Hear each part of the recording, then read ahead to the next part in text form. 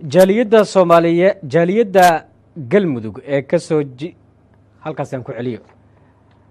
jaaliyadda Galmudug ee ku nool magaalada Stockholm ee wadanka Sweden ayaa ugu baaqay in la qaboojiyo xiisadda dhinaca siyaasadda ah ee ka soo cusboonaatay mas'uuliyiinta maamulka Galmudug dhexdooda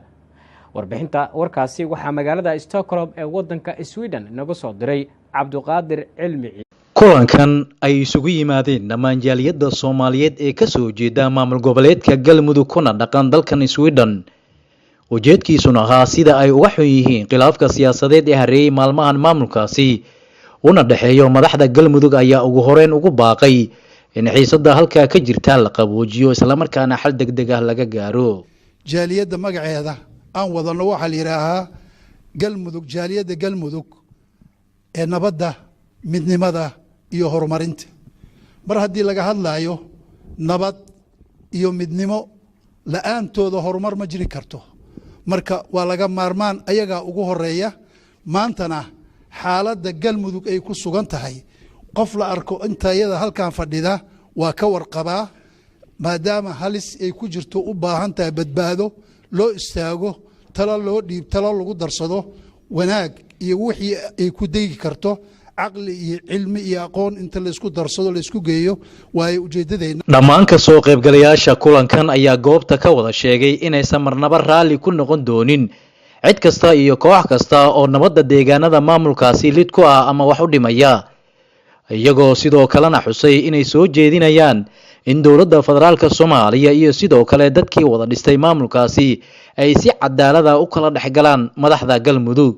si bay yiraahdeen loo xaliyo khilaafka jira madaxda iskhilaafsanna ugu baaqay inay eegaan ayaha gobolka xasilooni siyaasadeedna ay la yimaadaan annagu waxaan caawa halkaan uga soo jeedinaynaa madaxda Galmudug waxaas meesha ka dhacay inay ma aragtay si caqli ku jiro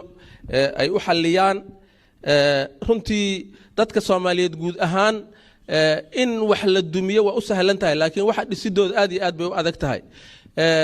maamul goboleed kasta ama degmo kasta ama tuulo kasta oo Soomaaliyeed oo dib soo gaaro ummadda Soomaaliyeed waa wada saameynaya runtii Galmudug haday ay burburto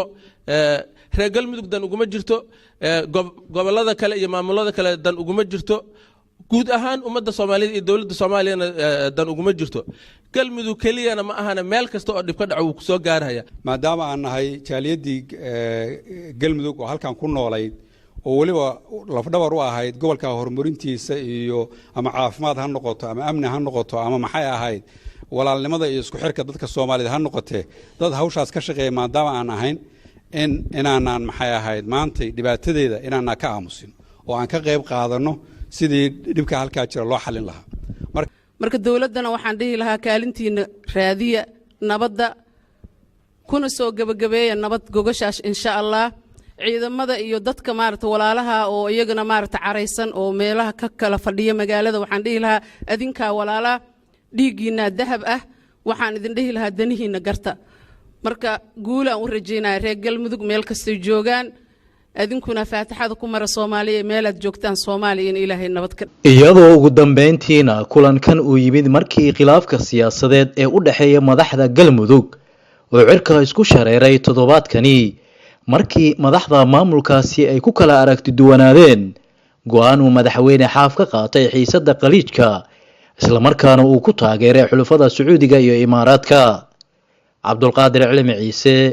Cabduqaadir Honesty Universal TV magaalada Stockholm, Sweden.